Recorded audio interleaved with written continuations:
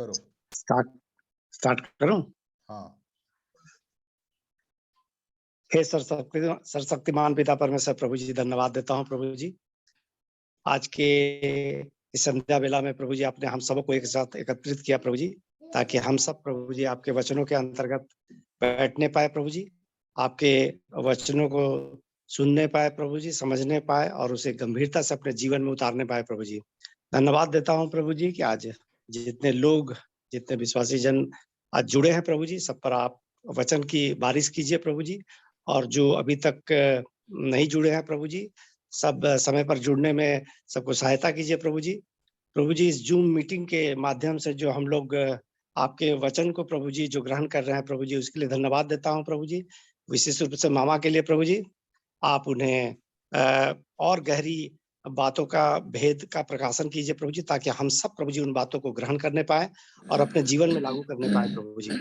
जबकि इन बीते 3 वर्षों से प्रभु जी हमने जो पाया है प्रभु जी, वो इसके लिए धन्यवाद देता हूं प्रभु जी। आपके वचन को और गंभीरता से समझने का आपने जो हमें माध्यम दिया, उसके लिए जूम मीटिंग के लिए धन्यवाद देता हूं प्रभु जी। मामा की तबीयत ठीक रखी है प्रभु, इसके लिए धन्यवाद देता हूँ। सारे विश्वासी जनों के लिए धन्यवाद देता हूँ प्रभु जी। सबको आपने इस कोरोना काल में संभाल के रखा प्रभु जी। सबको हर प्रकार की समस्या परेशानी से बचा के रखा, इसके लिए धन्यवाद देता हूँ प्रभु जी। हर एक उन जूम मीटिंग से संबंधित सारे इक्विपमेंट्स को प्रभु जी आपके हाथ में देता हूँ। वचन को प्रभु जी जो अभी बांटा जाएगा हम सबों के बीच प्रभु जी, उस सब के द्वारा, उस वचन के द्वारा प्रभु जी हम सब पर आशीष होने पाए प्रभु जी। सारी बातों को आपके हाथ में देता हूं प्रभु जी। आगे की सारी बातों को यीशु मसीह के नाम से मांग लेता हूं, आमीन। आमीन। थैंक यू उत्तम फॉर योर प्रीशियस प्रेयर। और तब जितने प्रिय लोग आ चुके हैं, मैं सबका स्वागत करता हूँ इस अध्ययन में। और प्रभु हमारी सहायता करे कि हम उसकी इच्छा को ठीक ठीक जाने। केवल प्रकाशित वाक्य के 2 चैप्टर्स लास्ट, जिसके लिए बहुत दिन से हम इंतजार कर रहे थे। पिछली बार मैंने 20 तक करने के बाद ड्रॉप कर दिया था। प्रभु ने बोला अभी उसका समय नहीं आया, बट इस बार उसने मुझे परमिट किया है और इसलिए हम लोग 20 अध्याय में एंटर करें, 21 अध्याय में एंटर करेंगे। Now Deepa read it. Revelation chapter 20 verse 11 to 15, white throne renovation. हम लोगों ने मुख्य रूप से 11 से 15 अध्याय तक देखा कि व्हाइट थ्रोन जजमेंट सीट, उसके सामने क्या होने वाला। दो सेशन हमारा गया। और उसके बाद ये पृथ्वी के जलाए जाने की बात होती है। और मैंने बताया था कि जब पृथ्वी आग से ताई जाएगी, इसको शुद्ध किया जाएगा, तो फिर से ये जो कलीसिया है वो उठा ली जाएगी, पृथ्वी पर नहीं रहेगी और यीशु भी यहाँ नहीं रहेगा। और उसके बाद फाइनली 21 अध्याय रिनोवेशन के बाद पढ़िए, यशायाह 65 से नया आकाश और नई पृथ्वी की बात प्रभु ने बोला है। पढ़ो भाई। क्योंकि देखो, मैं नया आकाश और नई पृथ्वी उत्पन्न करने पर हूँ, और पहली बातें स्मरण न रहेगी और सोच विचार में भी न आएगी। कहने का मतलब वो जो नया होने वाला है उसमें और अभी की बातों में। इसलिए इस अध्याय को बहुत गंभीरता पूर्वक ध्यान से समझने का है। यदि इसको ठीक मनन ध्यान चिंतन नहीं करेंगे तो कुछ नहीं समझ में आना है, क्योंकि ये हम उन बातों पर दृष्टि कर रहे हैं जिसके बारे में अभी तक हमने सोचा भी नहीं है, ना हमको कुछ मालूम है कि नया आकाश और नई पृथ्वी जो होगी वो होगा क्या। पढ़ा जरूर है हमने, पर हमने समझा नहीं है उन बातों को जो अब तक हमने देखा भी नहीं, उसके विषय में हम देखने वाले हैं। इसलिए आप सबों से मेरा निवेदन है कि पूरा ध्यान लगाएंगे, ध्यान उधर उधर करेंगे तो आपको मिसिंग होगा। 66 के 22 पद में क्या लिखा? क्योंकि जिस प्रकार नया आकाश और नई पृथ्वी जो मैं बनाने पर हूँ मेरे सम्मुख बनी रहेगी, उसी प्रकार तुम्हारा वंश और तुम्हारा नाम भी बना रहेगा। यहोवा की यही तो वाणी जिस है। प्रकार नया आकाश और नई पृथ्वी, तो जो सेकंड लाइन में बात लिखी है उसी प्रकार का मतलब नया सब कुछ होगा तभी वहां होगा। इसी बात पर हम लोग ध्यान करने जा रहे हैं। नए सृष्टि में नई सृष्टि ही प्रवेश करेगी, अनबैलेंस मैच नहीं होगा। यीशु ने बोला पुराने मशकों में नया दाखरस मत डालो, पुराने कपड़े का पैबंद नए, ऐसा ऐसा बात उसने पहले ही बोला था। तो वो बातें यहाँ लागू होती हैं। इसलिए अभी भी मौका है, जिसके पास पुराना स्वभाव पुराना जीवन है आप ध्यान कर लो, क्योंकि उसमें एंट्री नहीं होने वाली है। पढ़ते हैं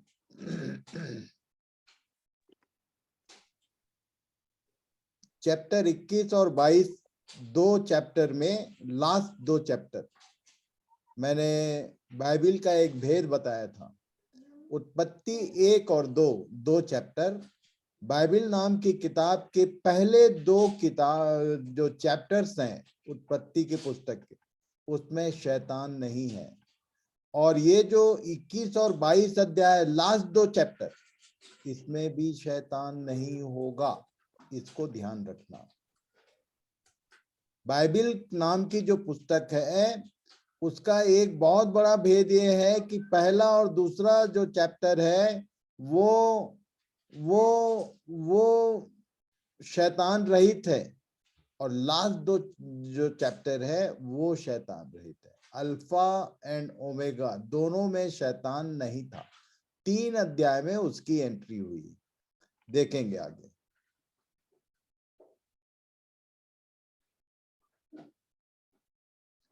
सात नई बातें हैं, पढ़ो भाई।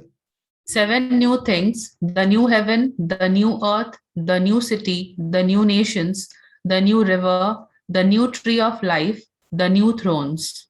ये 7 चीजें हम लोग देखने जा रहे हैं, जिसके बारे में आपने कल्पना भी नहीं किया होगा।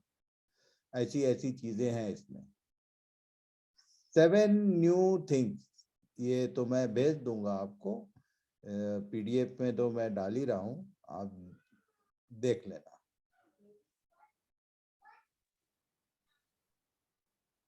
पढ़ो भाई। प्रकाशित वाक्य 21:1-2। फिर मैंने नए आकाश और नई पृथ्वी को देखा, क्योंकि पहला आकाश और पहली पृथ्वी जाती रही थी और समुद्र भी न रहा। फिर मैंने पवित्र नगर नए यरूशलेम को स्वर्ग पर से परमेश्वर के पास से उतरते देखा, और वह उस दुल्हन के समान थी जो अपने पति के लिए श्रृंगार किए हो। 3 बार न्यू शब्द आया है 1 और 2 पद में। हेवन, आकाश बोलने से या आकाश मंडल की बात नहीं कर रहा है। स्वर्ग भी नया होगा, पृथ्वी भी नई होगी, और ये एक नगर है यरूशलेम, वो भी नया होगा, पुराना यरूशलेम नहीं। अभी इसको देखेंगे अपन लोग। The throne room of God, ऊपर, इसको आप लोग अपने स्क्रीन में, शायद छोटा होगा मोबाइल में, ठीक से दिखेगा नहीं, पर मैं जब भेज दूंगा तब ध्यान से देखना कि परमेश्वर का जो सिंहासन है वो सबके ऊपर है, और उसके बाद न्यू यरूशलेम नीचे है। 21 अध्याय में जिसकी बात बोला, नया स्वर्ग और नया है सेटअप पूरा।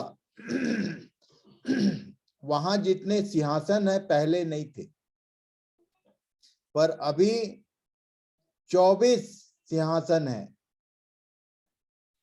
इसके विषय में ध्यान करेंगे हम लोग, पर इसके विषय में एक विशेष इंफॉर्मेशन है। पहले लेफ्ट साइड को पढ़ लो भाई। Creation 2.0, the new heaven plus new earth exist in perfect union with the kingdom of God. Natural and supernatural realms no longer exist. Perfectly sinless domain, sacred domain of pure holiness, intimate presence of Jehovah God himself.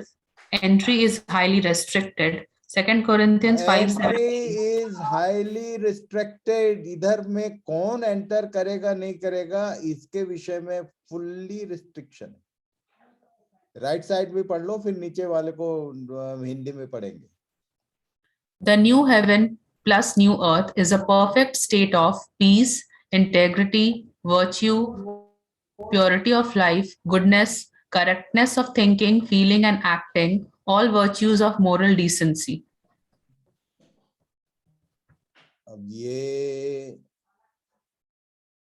जब मुझको कोई चीज समझ में नहीं आती है तो मैं डिक्शनरी लेके बैठता हूँ, ऐसा भी कर लेना।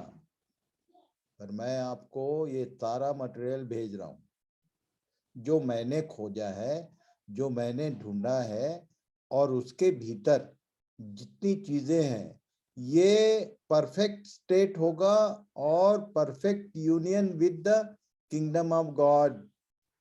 ये परफेक्शन रहेगा, वहां पर कोई भी इम्परफेक्ट चीज होगी ही नहीं। और तब ये जो नया नगर यरूशलेम, इसके बारे में पढ़ो भाई। रिस्ट्रिक्शन किनको है? मेरा निवेदन है जितने प्रिय लोग जुड़े हुए हैं प्लीज अपना माइक अनम्यूट मत होने देना।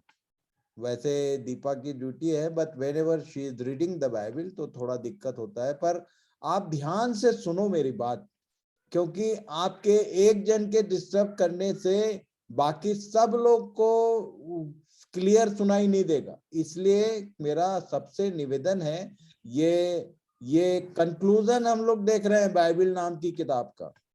पढ़ो भाई, 1 कुरिन्थी 6 उसका 9 और 10। क्या तुम नहीं जानते कि अन्यायी लोग परमेश्वर के राज्य के वारिस न होंगे? धोखा न खाओ, न वैश्यागामी, न मूर्ति पूजक, न परस्त्रीगामी, न लुच्चे, न पुरुषगामी, न चोर, न लोभी, न पियक्कड़, न गाली देने वाले, न अंधेर करने वाले परमेश्वर के राज्य के वारिस होंगे। और तुम में से कितने ऐसे ही थे, परंतु तुम हाँ, पहले हम भी, मैं तो ये जितना जो कुछ लिखा है इसमें से कोई ऐसा गुणधर्म नहीं है जो मुझ में नहीं था।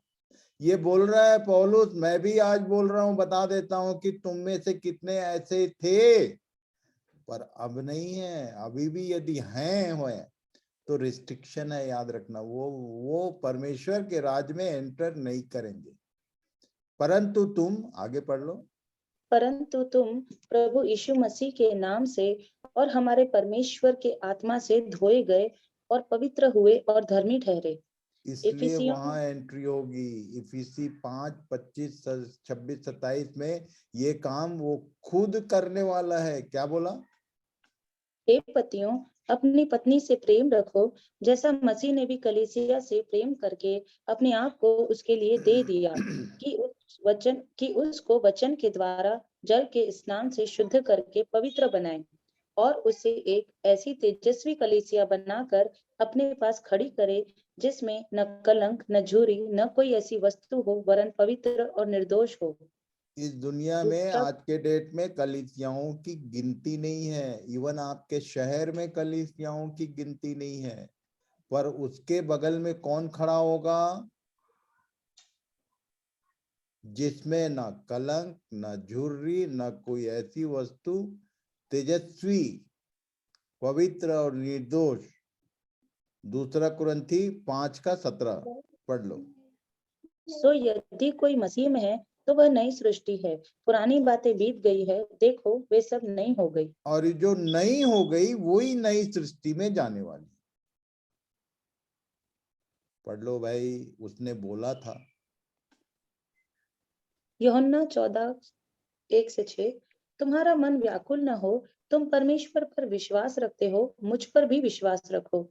मेरे पिता के घर में बहुत से रहने के स्थान हैं, यदि न होते तो मैं तुमसे कह देता, क्योंकि मैं तुम्हारे लिए जगह तैयार करने को जाता हूँ। वो और बोल यदि के मैं गया जाकर है, ये कहानी नहीं कर रहा था, वो बोल के गया है कि I am going to prepare the place for you, मैं तुम्हारे लिए जगह तैयार करने जाता हूँ। और यदि मैं जाकर तुम्हारे लिए जगह तैयार करूं, तो फिर आकर तुम्हें अपने यहाँ ले जाऊंगा, कि जहां मैं रहूं वहां तुम भी रहो। और जहां मैं वो जाता हूँ, अपने अपने लोगों को प्रॉमिस करके गया है, पर उसने तैयारी, भाई जजमेंट सीट में जब बैठेगा तो वहां बैठने के बाद वो किसी को पहचानेगा नहीं, क्योंकि वो जब लोग कहेंगे कि तेरे नाम से हमने ये किया वो किया, तो कुकर्मियों मैं तुमको जानता ही नहीं, ऐसा बोलने वाला है। अब आगे क्या लिखा है? और जहां मैं जाता हूँ तुम वहां का मार्ग जानते हो। थोमा ने उससे कहा, हे प्रभु, हम नहीं जानते कि तू कहाँ जाता है, तो मार्ग कैसे जाने? यीशु ने उससे कहा, मार्ग और सच्चाई और जीवन मैं ही हूँ। बिना मेरे द्वारा कोई पिता के पास नहीं पहुंच सकता। तो बिना मेरे द्वारा मतलब केवल जीसस जीसस जीसस बोलने से नहीं जाएगा कोई। यहोशुआ बोलो, येसु बोलो, यीशु बोलो, केवल नाम जपने से नहीं जाओगे, तैयारी पूरी चाहिए। कोई भी एक व्यक्ति यदि यीशु का नाम ले ले और सारे वो ऊपर वाले गुण धर्म है, तो नहीं जाने वाला है।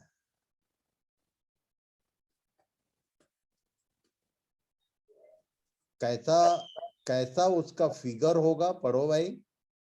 And I saw a new heaven and a new earth, for the first heaven and the first earth were passed away, and there was no more sea. And I, John, saw the holy city, New Jerusalem, coming down from God, out of heaven, prepared as a bride, adorned for her husband.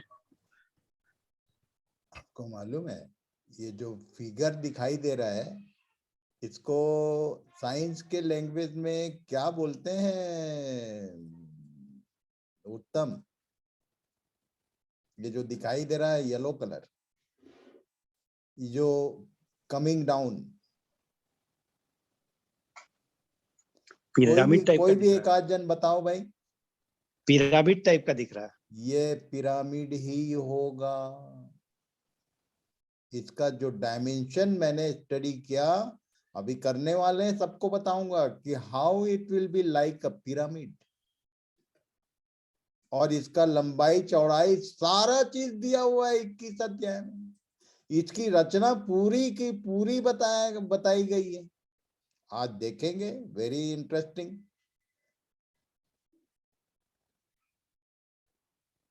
Looks like ऐसा रहेगा। ये एक side है, और जैसा आगे लिखा हुआ है, तो ये वन साइड है, चारों चौकोन होगा, ये ऐसा बोलता है, चौकोर, स्क्वायर होगा। सारी दीवारें जो हैं उसके नाप जो बिल्कुल एक जैसे हैं। दाहिनी ओर, उत्तर, दक्षिण, पूर्व, पश्चिम, जो भी हैं। और क्या क्या रहेगा देखने जा रहे हैं अपन। न्यू जेरूशलेम, जिसको सियोन पर्वत बोला, उसका वॉल जो होगा, उसकी जो शहर पनाह है, उसकी ऊंचाई कितना भाई, पढ़ो। Wall 65 meters height, width and length 2400 kilometers. इसका ऊंचाई, इसका लंबाई और इसका चौड़ाई 2400 किलोमीटर। मालूम है कश्मीर से कन्याकुमारी तक एयर डिस्टेंस कितना है? पढ़ो भाई। Kashmir to Air Kanyakumari distance air distance is 2887 kilometers. Bharat देश का जो लंबाई है, चौड़ाई तो उतना है नहीं। ये चारों तरफ इतना फैला रहेगा। यरूशलेम से, यरूशलेम विल बी द सेंटर। वो यरूशलेम में मंदिर रहेगा, उसी जगह पर हाइट कितना, हाइट में उसका हाइट कितना रहेगा, 2400 किलोमीटर। कभी कल्पना नहीं किया होगा। अभी देखेंगे हम लोग कि 2400 किलोमीटर की ऊंचाई, इसके विषय में कुछ कलेक्शन मैंने किया, अभी देखेंगे उसको। पर कुछ इंफॉर्मेशन लिखा हुआ है इब्रानी 2:5 में। क्या लिखा? उसने उस आने वाले जगत को जिसकी चर्चा हम कर रहे हैं स्वर्गदूतों के अधीन न किया। अब की बार वहां पर स्वर्गदूत कोई रूल रेगुलेशंस नहीं करने वाले हैं। They will be servants. किसके? ये जो दुल्हन जाने वाली है इसकी सेवा में उपलब्ध रहेंगे। सेवा टहल करने वाली आत्माएं लिखा है, वो उधर होगा। उसने उस आने वाले जगत को जिसकी चर्चा हम कर रहे हैं स्वर्गदूतों के अधीन नहीं किया, क्योंकि पहले किया था धोखा हो गया, उसी ने बिगाड़ किया था। ये सारा चीज मैंने बताया हुआ। तो किसके अधीन करने वाला है? पढ़ो भाई, मत्ती 5:5। ये सब लाइनें हमको ऐसे यूं ही नहीं बोला यीशु ने, इसका सबका रिलेटेड रिलेशन है। पढ़ो। धन्य है वे जो नम्र है, क्योंकि वे पृथ्वी के अधिकारी होंगे। जो नम्र है वो पृथ्वी के, तो कौन सा पृथ्वी?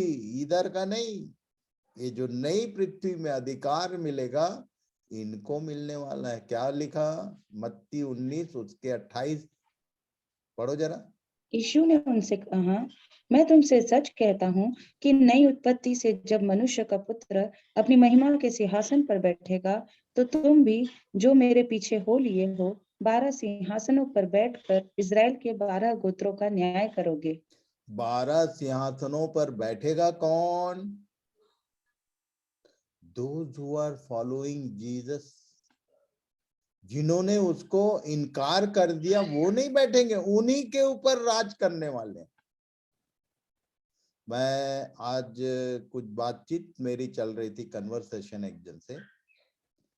कोई प्रचारक लोग हैं जिन लोग रब्बीज की टीचिंग्स बता रहे हैं, कुछ क्रिश्चियन प्रचारक हैं। मैं तो सीधे साफ सुथरा बात बता दूं, भारत देश में जो यहूदियों के ज्यूज कल्चर और ज्यूज किताबों की बात करता है वही तो यहोवा विटनेस वाला है। मुंह से बोलता नहीं है, क्योंकि बता देगा तो लोग उसको एक्सेप्ट नहीं करेंगे। ऐसे लोग भी पैरेलल मेरे स्टडी में है एंड टाइम के बारे में, और बाएं जैसा पा रहे हैं वैसा बक रहे हैं, जो बाइबल में लिखा नहीं है। कहां से सीखा? तो बोले रब्बियों से सीखा। रब्बी कौन लोग हैं? यहूदी कौन लोग हैं? जिन्होंने यीशु को मसीह करके एक्सेप्ट किया ही नहीं, अभी तक नहीं किया। और तुम उनकी बातों को लेके तुम एंड टाइम समझा रहे हो, तुम लोगों को धोखा दे रहे हो। याद रखना, जितने उनकी सुन रहे हैं और जिनके उनकी सुन के दूसरों को सुना रहे हैं, तुम याद रखना तुम्हारे लिए रिस्ट्रिक्शन होगा। गलत शिक्षकों का जगह लेकर फायर है। आग की झील में पड़ोगे सीधे। या किसी को ऐसा बोलते सुनते हो तो तुरंत बताओ। जिन लोगों ने यीशु को एक्सेप्ट किया ही नहीं, जिनके कारण क्रूस पर चढ़ाया गया, ये सब बातें नहीं है हमारे लिए। यहाँ लिखा है, पढ़ लो। बाइबल में जो लिखा है उसको छोड़ और दुनिया भर की किताबें हैं, पर जिनका तुम्हारे जीवन से, पर्सनल लाइफ से संबंध नहीं है, तुम जानकारी बढ़ाने के। मैं तो देखता हूं एक से एक ईसाई लोगों के बीच में एक से एक टीचर्स और एक से एक विषय रहता है। मैं सुना एक बार कि किसी ने बोला कि भाई आदम का नाभि था कि नहीं बताओ। तो मैं सीधे जो ऐसा प्रश्न करता है ना, उनसे पूछता हूं कि आदम का नाभि से तेरा जीवन का क्या लेना देना है रे? है? यरूशलेम क्या बोलते हैं, अदन की बारी कहाँ है, इसके ऊपर अभी बहस चल रहा है। अरे अदन की बारी कहाँ है, उससे तुमको क्या लेना देना? जल प्रलय के बाद नक्शा पूरा बदल चुका है। तुम कहाँ साबित करोगे कि अदन की बारी कहाँ है? और मैं तो प्रैक्टिकली बहुत सिंपल है कि उसके जगह का प्रमाण वो नदियां हैं जो अभी भी हैं, जो वहां से निकलती थी अदन की बारी से। वो 4 नदियां हैं, वो नदियां अभी भी मिट नहीं गई, एज इट इज है। इसलिए कह रहा हूं कि ये इस तरह की टीचिंग के पीछे बहुत सारे लोग जा रहे हैं। तुम मरोगे। जो परमेश्वर के वचन को छोड़कर और उससे जुड़ी हुई, और खासकर ज्यूज जो किताबें हैं, ज्यूज जो गुरु लोग हैं, रब्बी बोलने से जो गुरु होते थे, उनके शिक्षक, टीचर्स, थियोलॉजिकल प्रोफेसर, उनकी किताबों को पढ़ के तुम यदि इधर का कुछ बात समझने या समझाने का कोशिश कर रहे हो तो तुम तो मरोगे, तुम अपने साथ और लोगों को भी ले डूबोगे। बाइबिल छोड़ के दूसरा कुछ किताब के चक्कर में पढ़ना मत। और यदि कोई ऐसा जन आ जाए तो बोलना कि भैया जो बाइबिल में लिखा है उतना ही बताना, दूसरा कुछ बताओगे तो तुमको।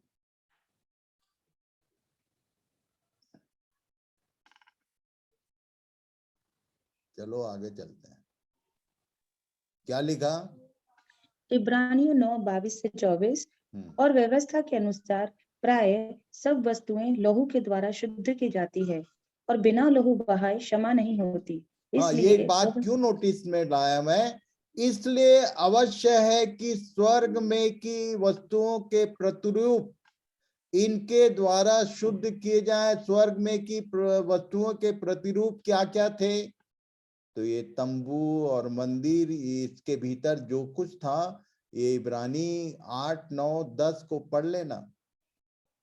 वो सारी चीजें शैडोज थी ओरिजिनल चीजों की। तो लहू के द्वारा स्वर्ग में की वस्तुओं के प्रतिरूप की शुद्धता होती है, पर स्वर्ग में की वस्तुएं किससे शुद्ध होती हैं? उत्तम बलिदानों। पर स्वर्ग में की वस्तु, वस्तुएं आप इनसे उत्तम बलिदानों के द्वारा, क्योंकि स्वर्ग में की वस्तुओं की शुद्धता की जरूरत क्यों पड़ गई? क्योंकि लूसीफर ने अशुद्ध किया था एक सिंहासन को, जिसके कारण यीशु को बलिदान के लिए भेजा गया। और जितने लोग परमेश्वर की सेवा करते हैं, बिना बलिदान के पूरा नहीं होता। तुमने अपना बलिदान किया कि नहीं? रोमी 12:1 पढ़ लेना। स्वर्ग में की वस्तुएं आप इनसे उत्तम बलिदानों के द्वारा, लहू के द्वारा नहीं, अपना जीवन बलिदान करने से शुद्धता होती। यीशु ने किया और उसने मार्ग दिखाया। क्या लिखा है 12:1, रोमी 12:1?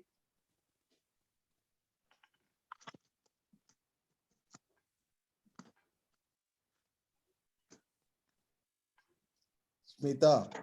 इसलिए हे भाइयों, मैं तुमसे परमेश्वर की दया स्मरण दिलाकर विनती करता हूँ कि अपने शरीरों को जीवित और पवित्र और परमेश्वर को भावता हुआ बलिदान करके चढ़ाओ। यही लहू चढ़ाओ नहीं बोला, अपना जीवन पूरा चढ़ा दो, जैसे यीशु ने अपना जीवन डाल दिया, बलिदान कर दिया।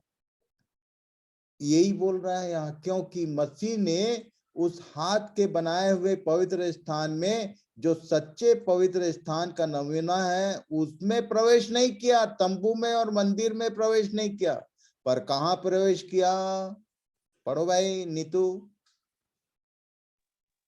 क्योंकि मसीह ने उस हाथ के बनाए हुए पवित्र स्थान में, जो सच्चे पवित्र स्थान का नमूना है, प्रवेश नहीं किया, पर स्वर्ग ही में प्रवेश किया, ताकि हमारे लिए अब परमेश्वर के सामने दिखाई दे।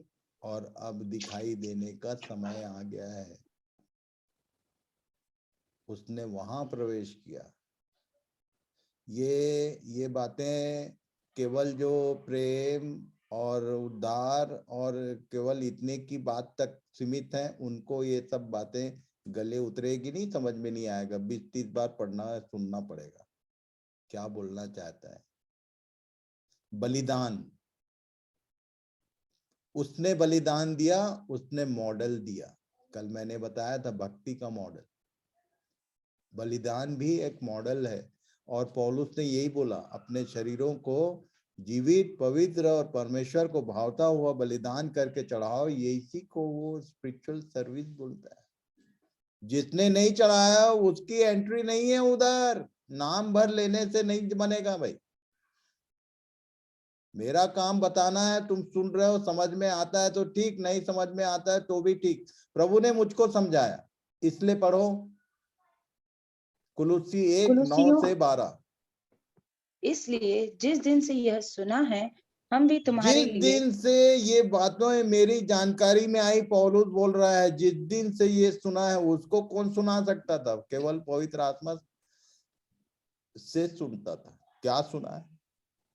जिस दिन से ये बातें सुनी है, हम भी तुम्हारे लिए, पढ़ो, हम भी तुम्हारे लिए यह प्रार्थना करने और विनती करने से नहीं चूकते कि तुम सारे आत्मिक ज्ञान और समझ सहित परमेश्वर की इच्छा की पहचान में परिपूर्ण हो जाओ, ताकि तुम्हारा चाल चलन प्रभु के योग्य हो और वह सब प्रकार से प्रसन्न हो और तुम में हर प्रकार के भले कामों का फल लगे और परमेश्वर की पहचान में बढ़ते जाओ और उसकी महिमा की शक्ति के अनुसार सब प्रकार की सामर्थ्य से बलवंत होते जाओ, यहाँ तक कि आनंद के साथ हर प्रकार से धीरज और सहनशीलता दिखा सको और पिता का धन्यवाद करते रहो, जिसने हमें इस योग्य बनाया कि ज्योति में पवित्र लोगों के साथ मिरास में संभागी हो। पिता का धन्यवाद करते रहो, जिसने हमें इस योग्य बनाया। तुम उस योग्य बन पाए हो कि नहीं? वॉच योरसेल्फ, कि ज्योति में पवित्र लोगों के साथ मिरास में सहभागी हो।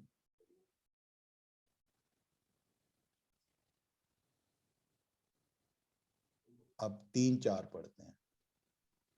फिर मैंने सिंहासन में से किसी को ऊंचे शब्द से यह कहते सुना कि देख, परमेश्वर का डेरा मनुष्यों के बीच में है, वह उनके साथ डेरा करेगा और वे उसके लोग होंगे और परमेश्वर आप उनके साथ रहेगा और उनका परमेश्वर होगा। ये और क्या बोलना चाहता है बाकी को पढ़ लेना, पर ये इसका भेद समझा देता हूं मैं, कि परमेश्वर का डेरा मनुष्यों के बीच में और परमेश्वर आप उनके साथ रहेगा और उनका परमेश्वर होगा। ये इसका कॉन्सेप्ट क्या है भाई? इसको पौलुस ने बोला था। क्या बोला था?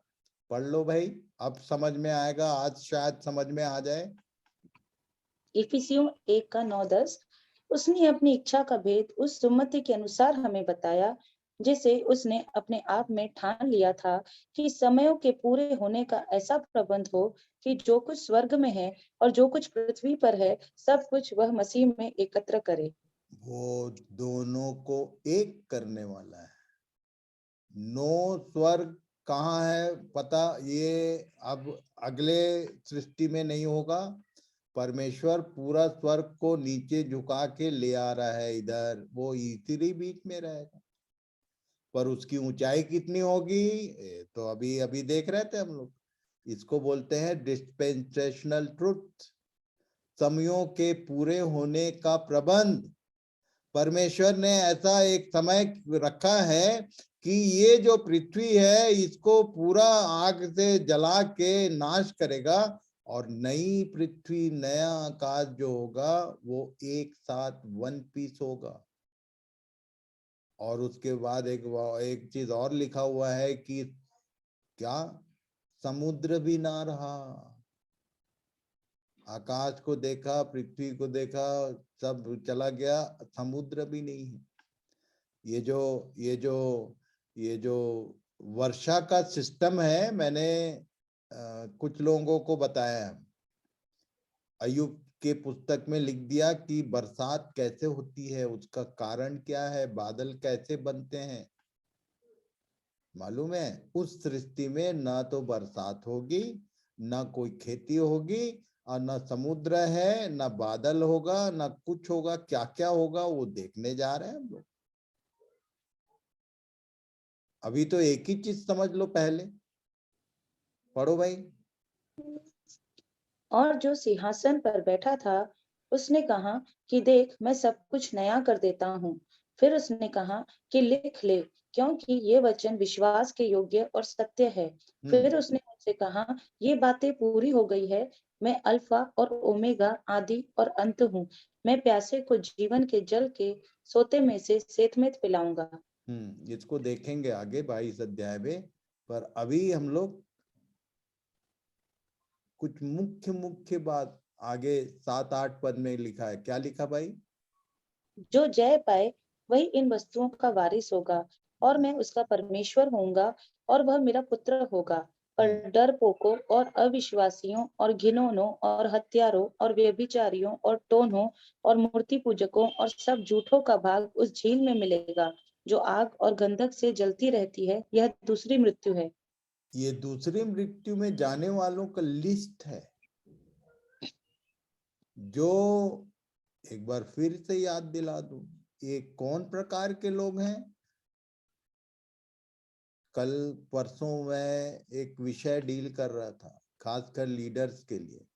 पढ़ लो भाई, दूसरा राजा 17 का 32-33। ये वो सब कैटेगरी है, डरपोकों, अविश्वासियों। किस प्रकार के डरपोक और अविश्वासी हैं, पढ़ो जरा यहाँ पर। वे यहोवा का भय मानते तो थे, परंतु सब प्रकार के लोगों में से ऊंचे स्थानों के याजक भी ठहरा देते थे, जो ऊंचे स्थानों के भवनों में उनके लिए बलि करते थे। वे मतलब यहोवा का भय मान रहे हैं, और जो और आगे पढ़ लो, वे यहोवा का भय मानते तो थे, परंतु उन जातियों की रीति पर जिनके बीच से वे निकाले गए थे, अपने अपने देवताओं की भी उपासना करते रहे। तुम यदि अभी भी पत्थर में दुष्ट आत्मा रहती है विश्वास करते हो, तो तुम्हारी यही कैटेगरी है। याद, बहुत सारे लोग डरपोक लोग हैं, जिन लोग पत्थर से डरते हैं। मैं पता नहीं कितने बार बता चुका कि जो जो किंगडम ऑफ डार्कनेस है, शैतान का जो राज्य है, वो आकाश में है, आसमान में रहता है। या तो आसमान में, या तो एक मनुष्य में, देहधारी जीव में रहता है। अब तुम मंदिर मस्जिद और इससे डरो, तो तुम यहोवा का भय, परमेश्वर का भय तुम मानते हो, पर इनके रीतियों के अनुसार उनका भी भय मानते हो। डरपोकों और अविश्वासियों और घिनौनों, हत्यारों, ये इनमें शामिल हो, याद रखना। फिर से मैं बताते रहता हूं तो मेरे को घुरघुर होता है। पता नहीं आप सुन रहे हो, आपको समझ में आ रहा है कि नहीं, कि वो मंदिर में, वो पहाड़ में, वो वहां पर, अरे कहीं नहीं होता है। वो या तो तुम में होता है, या तो आसमान में होता है, शैतानी शक्तियां।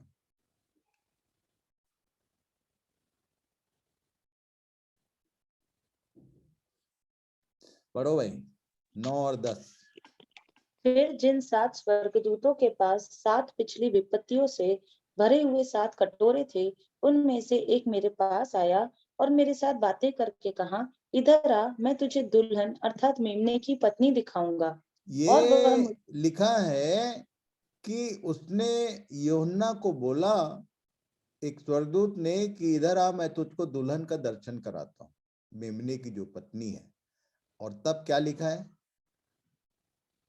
और वह मुझे आत्मा में एक बड़े और ऊंचे पहाड़ मैंने पिछली बार बताया था, आत्मा में जंगल, ये आत्मा में एक बड़े ऊंचे पहाड़ पर ले गया। ये बड़ा ऊंचा पहाड़ क्या है मालूम है? आत्मा में सरमन ऑन द माउंट बोलते हैं, सरमन ऑन द माउंट बोलते हैं, पहाड़ी उपदेश। उस लेवल का जो जीवन है ना, उस लेवल का जीवन जी रहे हो, तो वो ऊंचाई का जीवन है, पहाड़ का जीवन। पहाड़ के ऊपर उसने बताया था, इस पृथ्वी पर वो संभव नहीं है। इस पृथ्वी पर जमीन पर रह के तुम वो वाला जीवन नहीं जी सकते, और वो जीवन के बिना तुमको ये दर्शन, ये दिखे, ये देखने लायक। इवन यौना को बोला चल ऊपर, और क्या लिखा है, एक बड़े और ऊंचे पहाड़ पर ले गया और पवित्र नगर यरूशलेम को स्वर्ग पर से परमेश्वर के पास से उतरते दिखाया। फिर से आ रही है कलीसिया किसके रूप में? नगर के रूप में। ये पवित्र नगर नाम दिया क्यों? तो मैं इसको समझाता हूं कि इसमें, इस दुल्हन में, इस कलीसिया में यदि आप शामिल हो तो you must be a temple of God. ये साधारण सिविल सिटी नहीं है, ये पवित्र नगर है, जिसको हिंदी में तीर्थ, हमारे भारत देश के लैंग्वेज में तीर्थ स्थान बोलते हैं, जहां मंदिर होता है। पवित्र नगर यरूशलेम क्यों बोला उसको? क्योंकि उसमें जितने भी लोग हैं सब लोग मंदिर है, मंदिर है, मंदिर है। मंदिर का मतलब जहां प्रार्थना या आराधना होते रहता है। तुम मंदिर हो क्या? एक बार फिर से पढ़ लो भाई, पहला कुरिन्थी 6:19, 1 Corinthians chapter 6 and verse 19। एक बार पढ़ लिए रहो, तब पवित्र नगर समझ में आएगा। क्या तुम नहीं जानते हाँ, कि तुम्हारी देह पवित्र आत्मा का मंदिर है? Your body, it your individual body. 3:16 में बोला था, क्या तुम नहीं जानते कि पवित्र तुम परमेश्वर का मंदिर हो? पर वो उसको मालूम था कि ये तुम बोलने से लोग पूरा ग्रुप को समझेंगे। उसने 6:19 में उसी को क्लियर किया, क्या तुम नहीं जानते कि तुम्हारी देह, और इस देह में मंदिर का मतलब ये होता है, मंदिर में क्या होता है जी? भारत देश के लोग तो जानना चाहिए। मंदिर में दो ही काम होता है, या तो कुछ चढ़ाया जाता है या तो कुछ मांगा जाता है। कुछ मांगने जाता है आदमी, या कुछ मिल गया है तो चढ़ाने जाता है। ये चढ़ाने को बाइबल की लैंग्वेज में वर्शिप बोलते हैं, और मांगने को प्रार्थना बोलते हैं। तुम्हारे भीतर, एक बार फिर से पढ़ लो, इफिसी 6:18,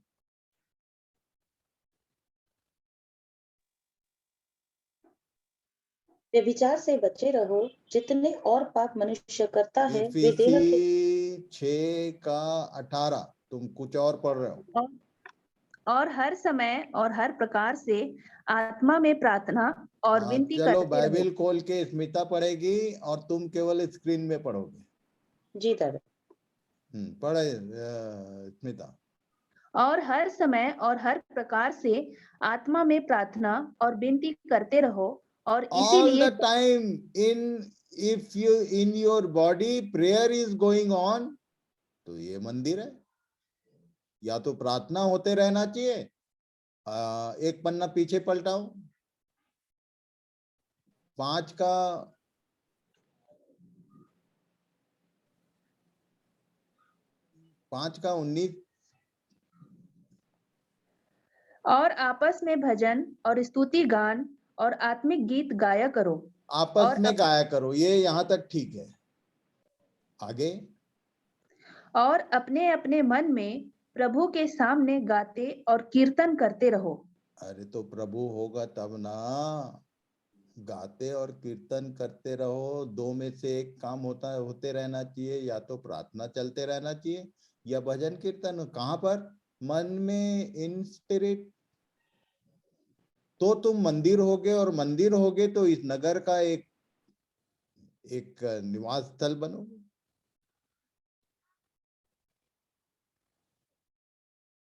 प्रभु सहायता करे कि ठीक ठीक समझो। और क्या लिखा है भाई उस मंदिर, उस नगर में? आगे क्या लिखा है? 11-12। परमेश्वर की महिमा उसमें थी और उसकी, स्क्रीन पर पढ़ना है दादा। हाँ, स्क्रीन पर। परमेश्वर की महिमा उसमें थी और उसकी ज्योति बहुत ही बहुमूल्य पत्थर अर्थात बिलौर के समान यशब की नाई स्वच्छ थी। और उसकी शहरपनाह बड़ी ऊंची थी और उसके 12 फाटक और फाटकों पर 12 स्वर्गदूत थे और उन पर इजरायलियों के 12 गोत्रों के नाम लिखे थे। बहुत सारे लोग का प्रश्न था कि ये प्राचीन 24 प्राचीन कौन, तो उस नए नगर यरूशलेम में उनका ये रोल रहेगा।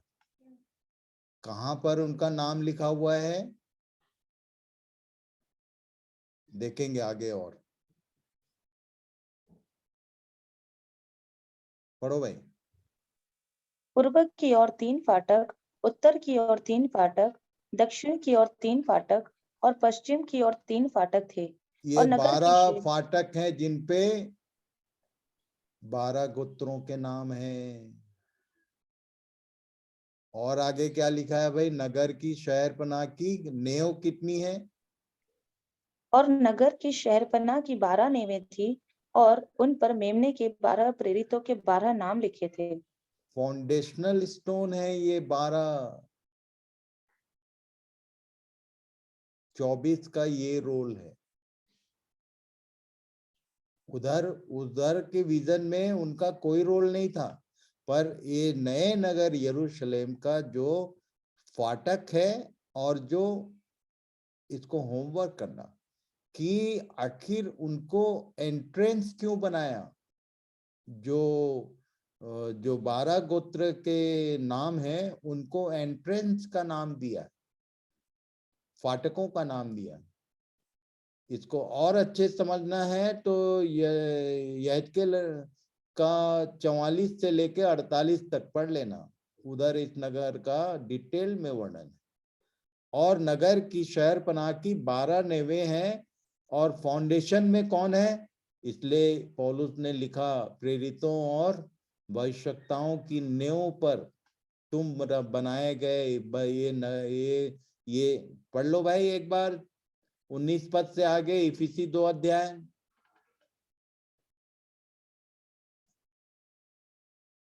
ये जो पवित्र मंदिर है, ये जो पवित्र नगर यरूशलेम है, उसकी रचना का वर्णन पौलुस ने किया।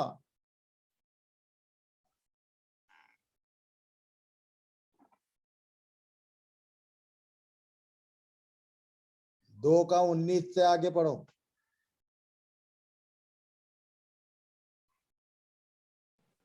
किसका अंकल? इफिसी 2 का 19 से आगे पढ़ो। मेरे इधर आवाज कट रही है। अच्छा नीतू, तुम निकाल के पढ़ो। जी दादा। इसलिए तुम अब विदेशी और मुसाफिर नहीं रहे, परंतु पवित्र लोगों के संगी, स्वदेशी और परमेश्वर के घराने के हो गए हो और प्रेरितों और भविष्यवक्ताओं की नेव पर, जिसके कोने का पत्थर मसीह यीशु आप ही है, बनाए गए हो, जिसमें सारी रचना एक साथ मिलकर प्रभु में एक पवित्र मंदिर बनती जाती है, जिसमें तुम भी आत्मा के द्वारा परमेश्वर का निवास स्थान होने के लिए एक साथ बनाए जाते हो। ये सारी लाइनें समझ में कभी आई कि नहीं आई, ये तुम जानो, तुम्हारा काम जाने में। लिखा है बाइबल में, मैं कितने बार पढ़वा चुका हूँ। ये इधर इसका वर्णन है, 21 अध्याय से रिलेटेड मैटर है। शहर की 12 नेवें हैं, ऐसे नहीं लिख दिया उसने। पढ़ लो भाई, पढ़ो। जो मेरे साथ और जो मेरे साथ बातें कर रहा था, उसके पास नगर और उसके फाटकों और उसकी शहरपनाह को नापने के लिए एक सोने का गज था और वह नगर चौकोर बसा हुआ था और उसकी ये लंबाई नगर चौकोर है। मैंने बताया it will be like a square.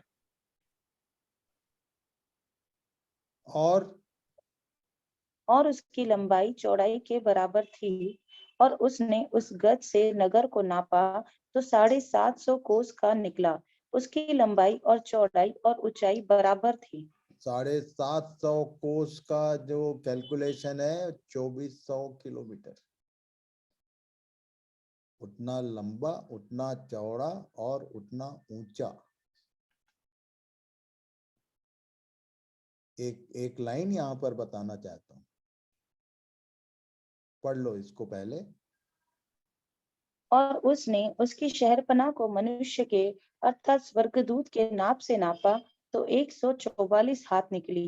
और ये शहरपनाह की चौड़ाई कितना, ये जो चौड़ाई है शहरपनाह की, चाइना वॉल का चौड़ाई कितना है, कभी सुने होंगे हम लोग, खोज लेना, ये 65 मीटर चौड़ा। ये शहरपनाह होगा 144 क्यूबिट। पढ़ो में।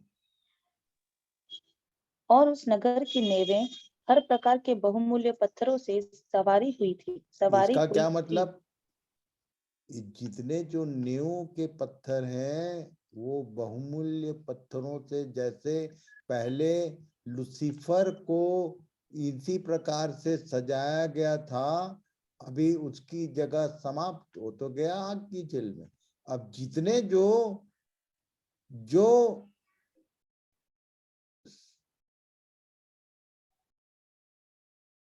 नींव का काम करते हैं, नगर की नेवें हर प्रकार के बहुमूल्य पत्थरों से, पढ़ो भाई।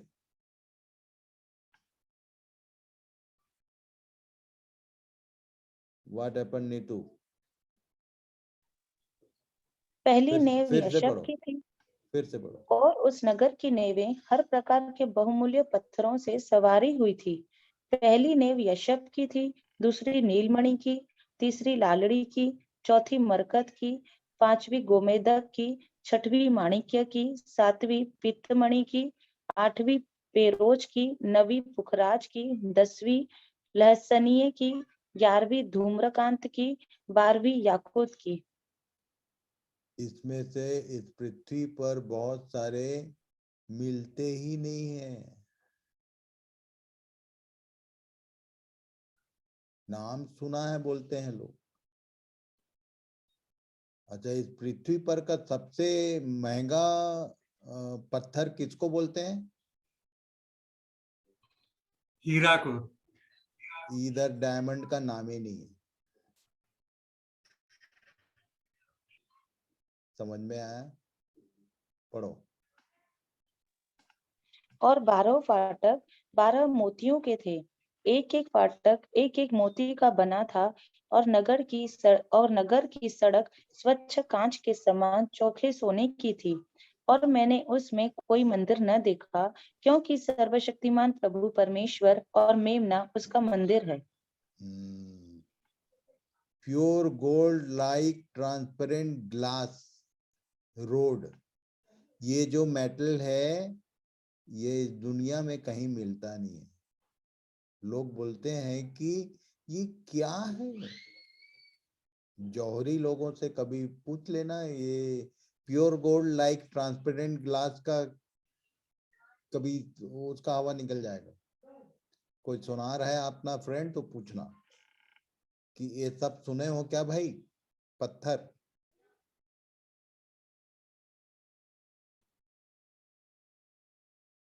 पढ़ो भाई। New heaven, new earth, Revelation 21 and 22. Detailed description of the city, 21, 12 to 21.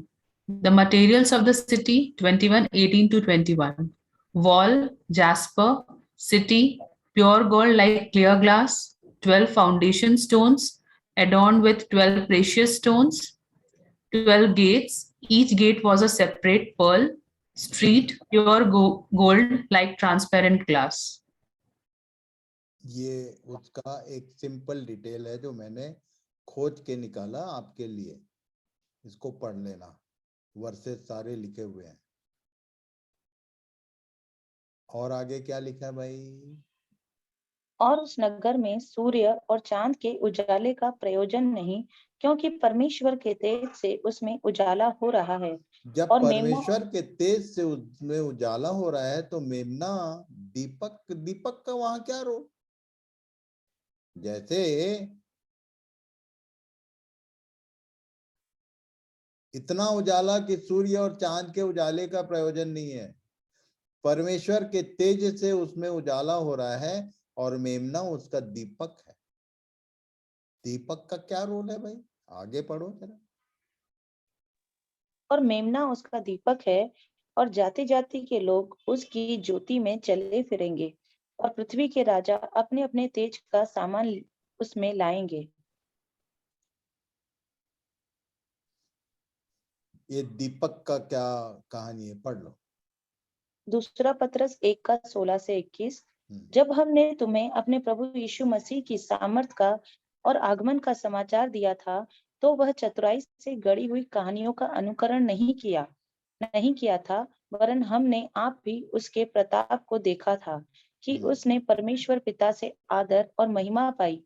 जब उस प्रताप में महिमा में से यह वाणी आई कि यह मेरा प्रिय पुत्र है, जिससे मैं प्रसन्न हूँ। और जब हम उसके साथ पवित्र पहाड़ पर थे, तो स्वर्ग से यही वाणी आते सुनी, और हमारे पास जो भविष्यवक्ताओं का वचन है, वह इस घटना से दृढ़ ठहरा है। और तुम यह अच्छा करते हो कि जो यह समझकर उस पर ध्यान करते हो कि वह एक दिया है जो अंधियारे स्थान में उस समय तक प्रकाश देता रहता है, जब तक कि पौ न फटे और भोर का तारा तुम्हारे हृदयों में न चमक उठे। पर पहले यह जान लो कि पवित्र शास्त्र की कोई भी भविष्यवाणी किसी के अपने ही विचारधारा के आधार पर पूर्ण नहीं होती, क्योंकि कोई भी भविष्यवाणी मनुष्य की इच्छा से कभी नहीं हुई, पर भक्तजन पवित्र आत्मा के द्वारा उभारे जाकर परमेश्वर की ओर से बोलते थे।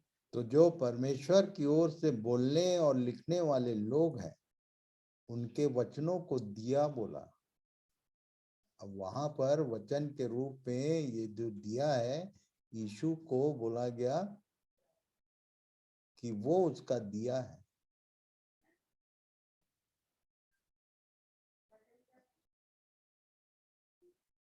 और पढ़ो भाई। और उसके फाटक दिन को कभी बंद न होंगे और रात वहां न होगी, और लोग जाति जाति के तेज और विभव के सामान उसमें लाएंगे। और उसमें कोई अपवित्र वस्तु या घृणित काम करने वाला या झूठ का गढ़ने वाला किसी रीति से प्रवेश न करेगा, पर केवल वे लोग जिनके नाम मेमने के जीवन की पुस्तक में लिखे हैं।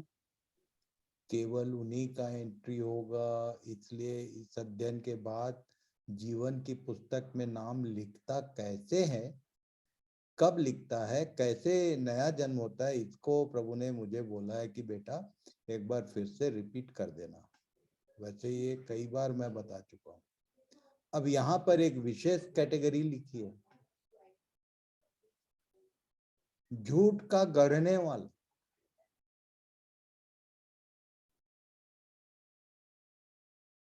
ये झूठ का गढ़ने वाला कौन होता है?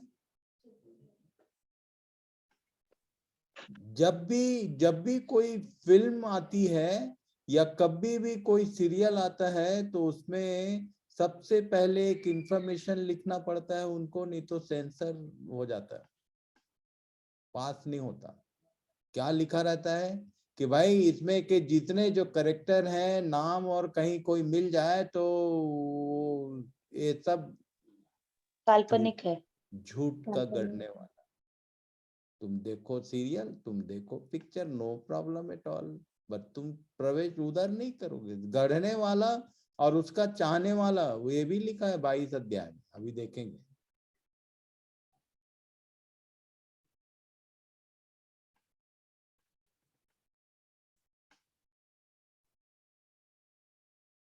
जरा इसको ध्यान कर लेते हैं।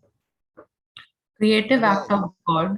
क्रिएटिव एक्ट ऑफ गॉड, परमेश्वर के काम का जो जो जो उसका क्रिएटिव जो सृजनात्मक काम है, उसका लेवल कैसा है देखो जरा। Renewed earth. Earth and human being कैसा होगा?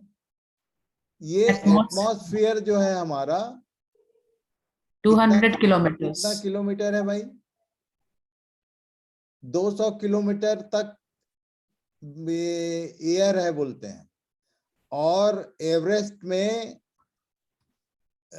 की जो ऊंचाई है वो 8,845 मीटर है। मैं लद्दाख गया था, वो केवल 1500 फीट है। लद्दाख पहुंचने से हम लोग को कश्मीर में पहले बोला गया कि एक कैप्सूल आता है, पहले वो लेके एक दिन वेट करो, वो बॉडी आपको मैनेज करेगा लद्दाख जाने के लिए।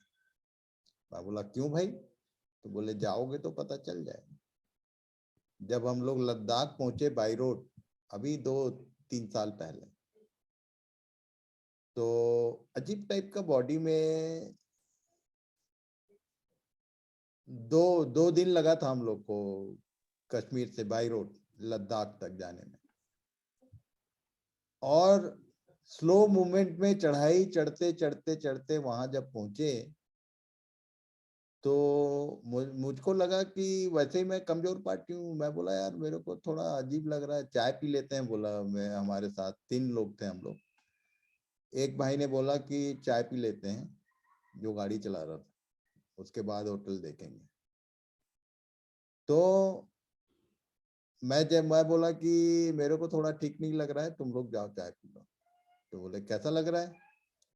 तो मैं बोला बॉडी में अजीब टाइप का फीलिंग। बोले मुझको भी हो रहा है। तीसरा बोला वो भी मुझको भी हो रहा है। फिर हम लोग होटल में चले गए, ज्यादा ध्यान नहीं किया। पास्टर से जो वहां पर काम कर रहा है, एक साउथ इंडियन, उसको बुलाए थे, उससे बात करना था मुझको कि नॉन क्रिश्चियंस के बीच में हाउ टू मूव। ये मेरा मेन टॉपिक था। और मैं चर्चेस को विजिट नहीं किया। पूरा मुंबई से, पुणे से निकल के मुंबई से लेके गुजरात 1.5 महीने का ट्रिप था वो। सब जगह मैं उन लोगों को विजिट किया जिन लोग न्यू कमर्स, अनरीच्ड लोगों के बीच में काम कर रहे हैं, उनको समझाने के लिए कि भाई तुम बीमारी को बेस मत बनाओ, तुमको क्या करना चाहिए अन्य जातियों को प्रभु के विश्वास में लाने के लिए। ये मेरा एम था। उसको बुलाया हम लोग। मुश्किल से 5 मिनट भी बात नहीं किया था मैं, और मेरी सांस भरने लगी। तब उसी ने बोला कि सर आपने बुलाया था इसलिए मैं आ गया, पर आपको मालूम नहीं है शायद कि यहाँ ऑक्सीजन लेवल कम है। आज रात भर आप आराम करो तो आपका बॉडी मैनेज हो जाएगा, उसके बाद कल बात करेंगे, आज आप बात मत करिए, नहीं कर सकते आप। ये लद्दाख 1500 फीट ऊपर है, उधर ऑक्सीजन नहीं। अब 2400 किलोमीटर ऊपर जहां हम होंगे, उतनी ऊंचाई तक 200 किलोमीटर के बाद आगे का क्या हिसाब किताब पढ़ो जरा। The sweet spot of flying पढ़ो। is regarded as between 35,000 and 42,000 feet too high. ये जो फ्लाइट वगैरह है वो इससे ऊपर नहीं जाती है। इतने के ऊपर चली जाएगी तो रॉकेट भेजना पड़ जाएगा। क्या लिखा आगे पढ़ो। And the oxygen becomes too sparse to fuel the engines too low and the air resistance is greater.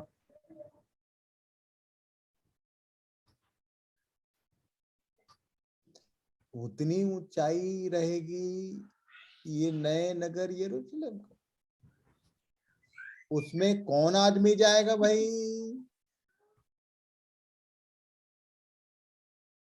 पढ़ लो। First, city and bride. Second, 21% oxygen, 5 layers of gases to save from sun's heat. Third, location of Mount Everest is nearest to Nepal and Sikkim border, nearest to Kathmandu. Tenzing Norgay, born at ना Tibet. ये मैंने जानकारी खोजने का कोशिश किया कि ये लोग कैसे गए थे। भारी मुश्किल से ऑक्सीजन सिलेंडर और ये सब के साथ उधर जैसे जैसे ऊपर जाएंगे वैसे वैसे क्या होता है। अभी अभी न्यूज देख रहा था मैं कि एक जन ये दिल्ली से भाग के और जहां पर फ्लाइट का चक्का होता है उधर छुप के चल दिया लंदन। एक जन अफ्रीका से आया था, वो तो मर ही गया, बर्फ बन गया था।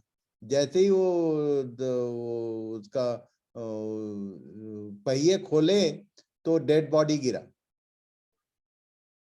एक जन जो यहाँ से गया था 10 घंटे का वह यात्रा, वो जिंदा था, वो है जिंदा, वो बताया कि कैसे मैं पहुंचा। इतना जैसे जैसे ऊपर जाएंगे ऑक्सीजन कम होता है और ठंडा बढ़ते जाता है। जैसे जैसे पृथ्वी को खोदोगे अंदर आग निकलने लगती, मिट्टी गर्म रहता है। Now there is the information, पढ़ो भाई। First Adam and second Adam में फर्क क्या होगा? फर्स्ट आदम जो था और सेकेंड आदम जो होगा, वो दोनों में फर्क क्या है? पढ़ लो। तभी new Jerusalem as bride.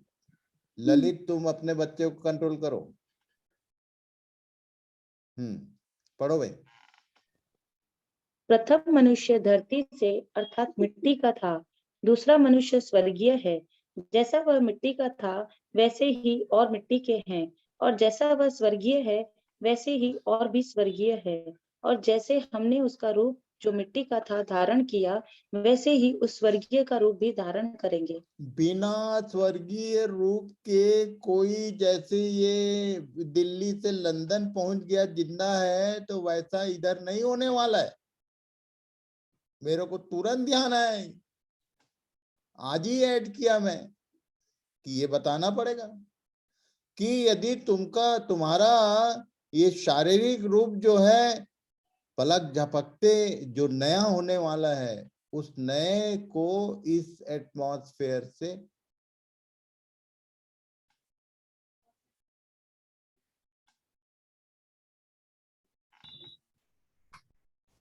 The third and eternal perfect state to come, Revelation 22, 1 to 21.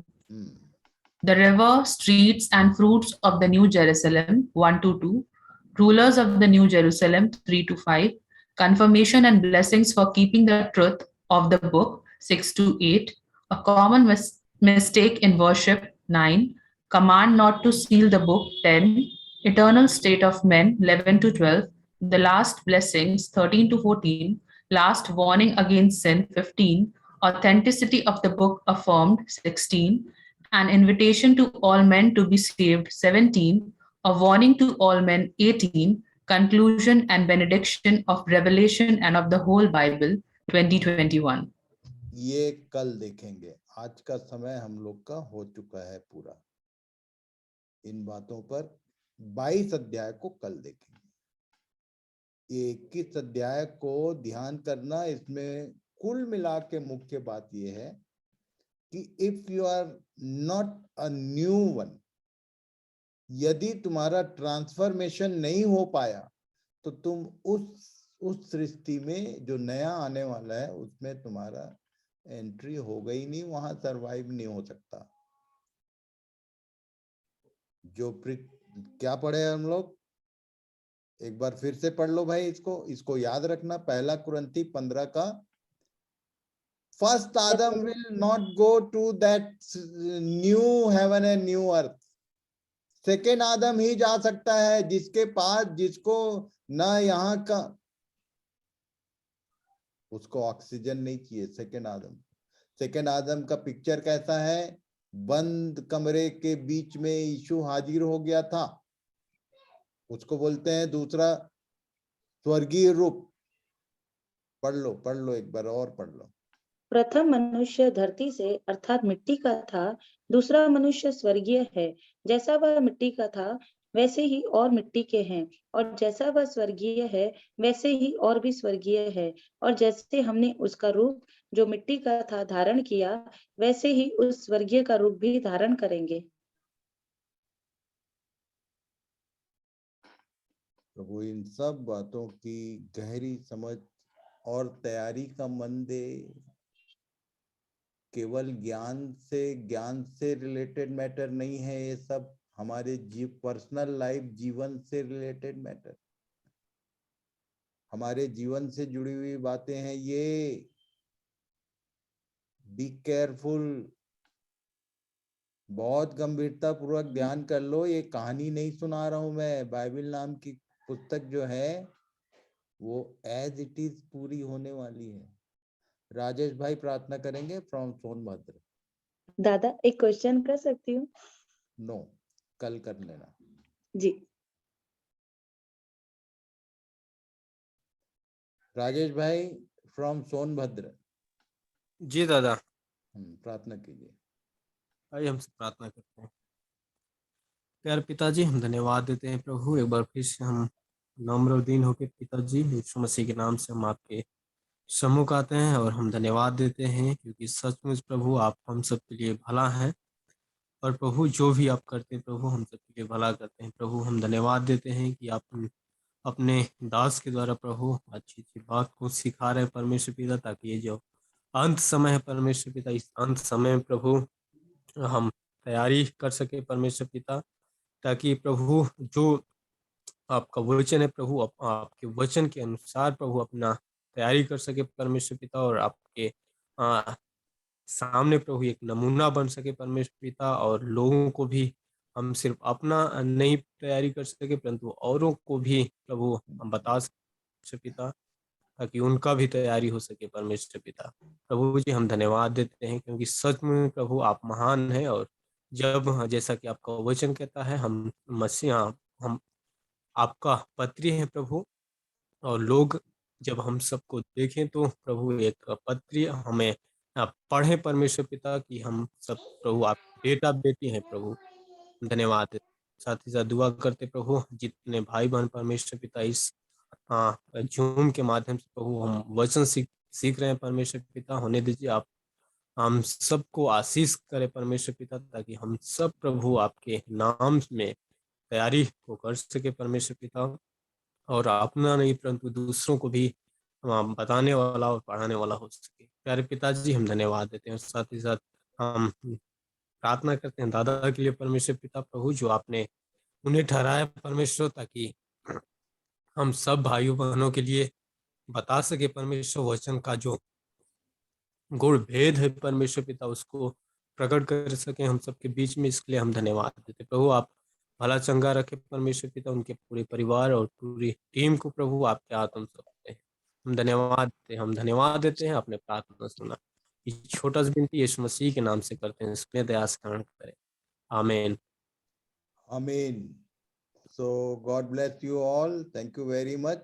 विशेष करके राजेश भाई आपको धन्यवाद, और सारे लोग इन वचनों को दोबारा, पीडीएफ तो मैं भेज ही रहा हूँ, ये बातें यूं ही नहीं है, इतना इजी समझ में नहीं आएगा, इसलिए यदि समझ में नहीं आता है यू कैन आस्क मी, सवेरे 10 से लेके 2 बजे के बीच में आप यू कैन कॉल मी। सो प्रभु सबको आशीष दे, थैंक यू वेरी मच, शुभ रात्रि, शालोम। शालोम। दादा।